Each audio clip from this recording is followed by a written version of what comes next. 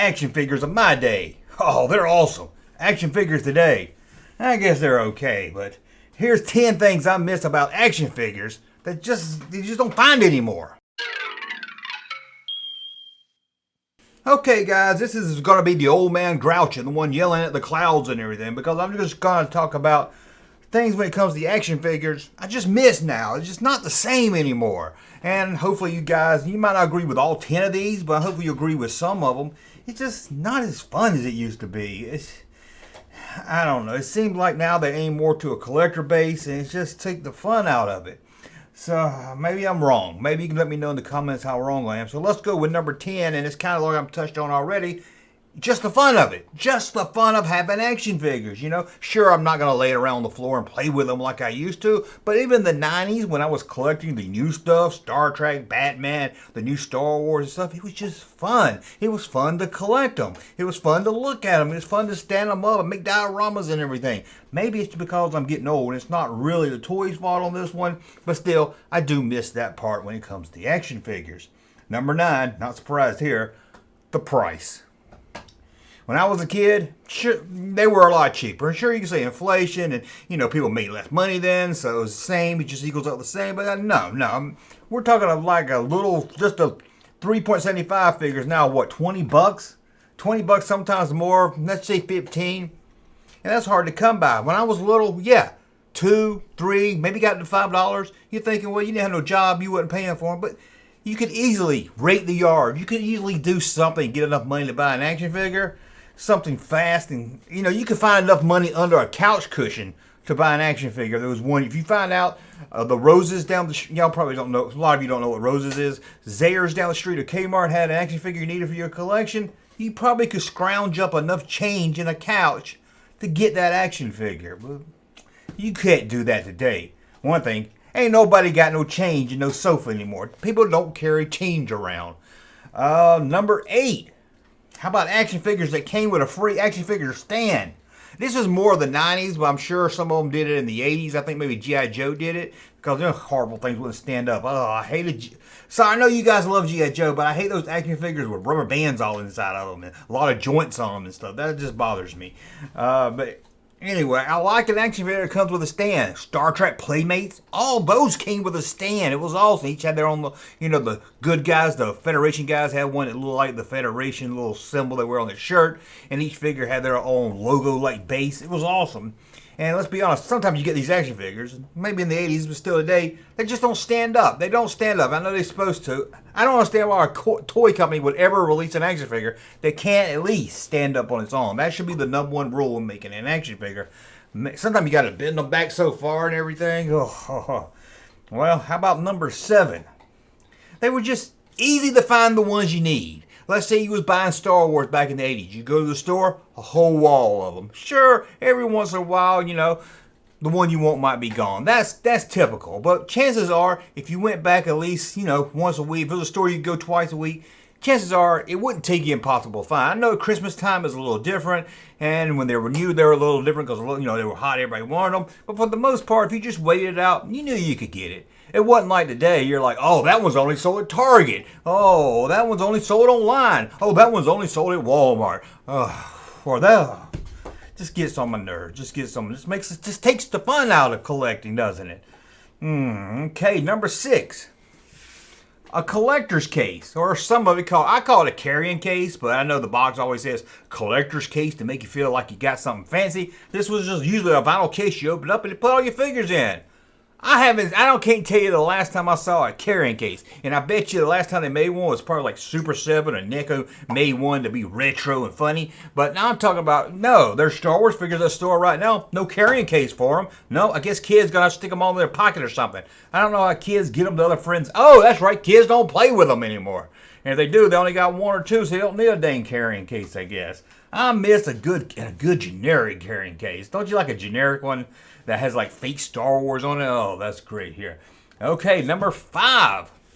Kind of goes along the line of the carrying case in a way. a checklist on the back of the package. You see a figure, flip it over, and you're like, oh, look at all these other figures I could get. You take that home, open the figure, mark off which ones you need. I don't see that anymore. Now, I think the vintage figures might put it, or the retro figures probably put them on the back, but for the most part, I'm not talking just Star Wars. Most action figures you buy today, it's not even going to show you in the back of the box the other ones that come in the set.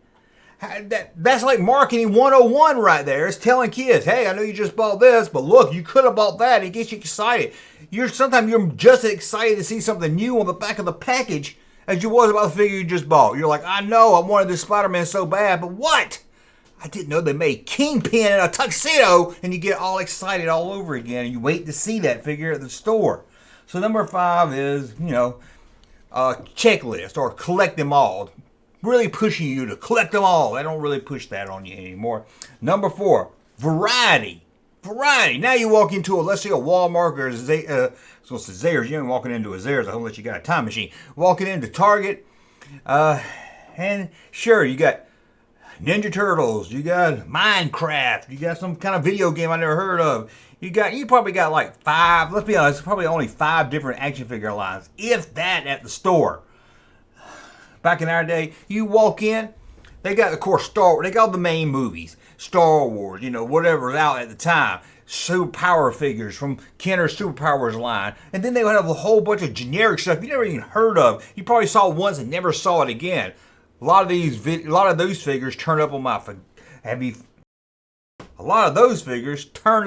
videos of forgotten toys. Because there was a lot of forgotten toys. There was toys you saw, maybe you saw them at a Revco or somewhere like that. You just never saw them again. But there was a lot of variety. And the best thing is they try to make like Star Wars, when Star Wars is really hot, a lot of these little smaller toy companies, they would try to match it. And you could get some aliens for your Creature Cantina that wasn't Star Wars related, but they sure did look like they could be. It just added to your collection. It made it a lot more fun.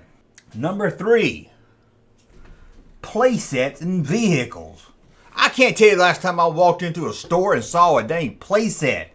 It's been a long time. And if you do get a playset now, it's like a little hallway, a stair, a chair. It's not a playset. It doesn't have levels on it and elevators.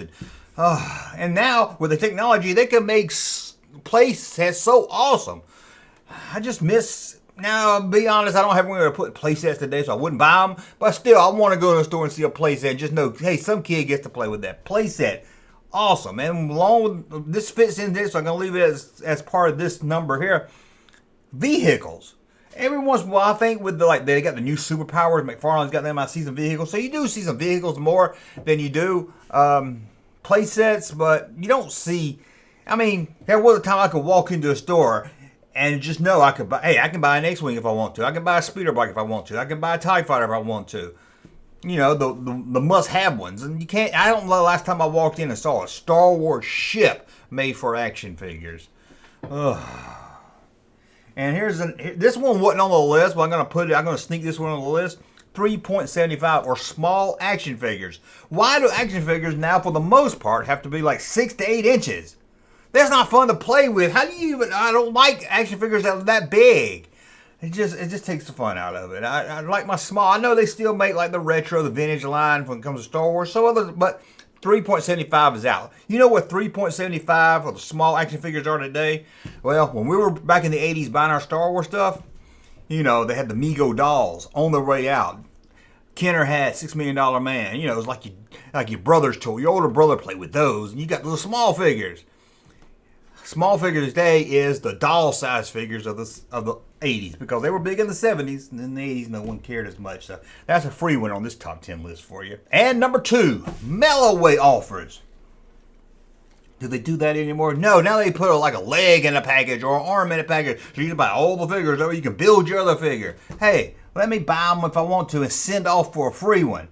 Oh, I love offers. Sometimes it wasn't even offered. It was like, get a free, maybe carrying case or something.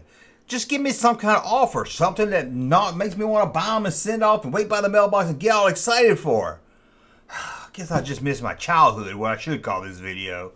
And number 1, the one thing I miss about toys or action figures are action figures that look like toys. I know it's a crazy concept. I like action figures that look like toys. I like to collect toys. I like to collect action figures. And now you got these where they try to make it look, oh, I got a 3D scan of the actor's face. It looks just like the actor. And it looks all hard and plastic and it's 6 to 8 inches tall. It just doesn't look fun. I don't need it to look just like the movie. I like Greedo in a green jumpsuit. Did Greedo have a green jumpsuit in Star Wars? No. Did the action figure? Yes. Did I care? Did anyone care? Did anyone complain about it back in the day? No. Okay, maybe you did, but you were a nerd. But nobody else did because we don't care if it looked just like the movie. We can make it look like the movie in our head. I don't want my action figures to look like a model that I couldn't put together, so a toy company made it look like a model for me. I just want my action figures to look like dang toys. Is that so bad? Is that so bad? Anyway, that's a look at 10, well I guess 11 things about action figures today that I just miss, that I just wish could go back. But again, maybe again I'm just being old and I just miss the 70s and 80s when it comes to toys. They just don't make toys like that anymore, do they? Well, let me know in the comments below. Am I wrong? Am I right? Something I left off the list? Something you missed today I didn't cover? Let me know that. Or let me know, just tell me how I'm wrong. Tell me whatever you want to. Comments below. Hey, Junkman channel popping though. Thank you, sir, for that unsolicited testimony.